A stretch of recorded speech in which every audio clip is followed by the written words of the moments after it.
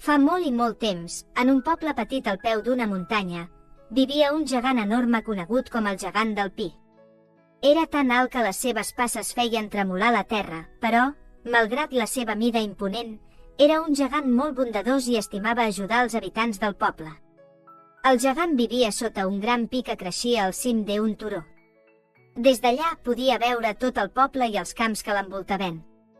Cada dia, sortia a passejar i ajudava en tot el que podia, collia fruita dels arbres més alts, portava sacs de gra als pagesos i fins i tot arreglava les teulades de les cases quan el vent les feia malbé. Un dia, una tempesta terrible va arribar al poble.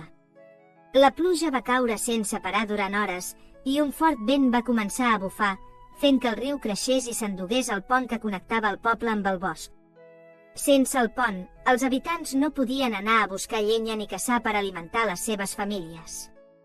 Els vilatans, preocupats, es van reunir a la plaça i van decidir anar a veure el gegant per demanar-li ajuda.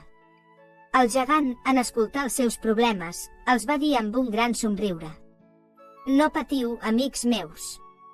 Construiré un pont nou i més fort perquè mai més tingueu problemes».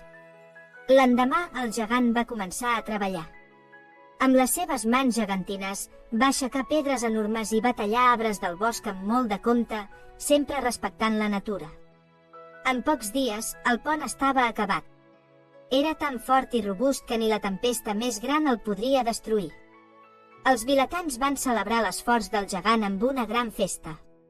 Van cuinar plats deliciosos, van cantar i ballar al voltant del foc, i fins i tot van inventar una cançó en honor al gegant del Pi que deia així: «El gegant del Pi ara balla, ara balla. El gegant del Pi ara balla pel camí». El gegant estava molt content de veure la felicitat dels seus amics i va prometre que sempre estaria allà per ajudar-los.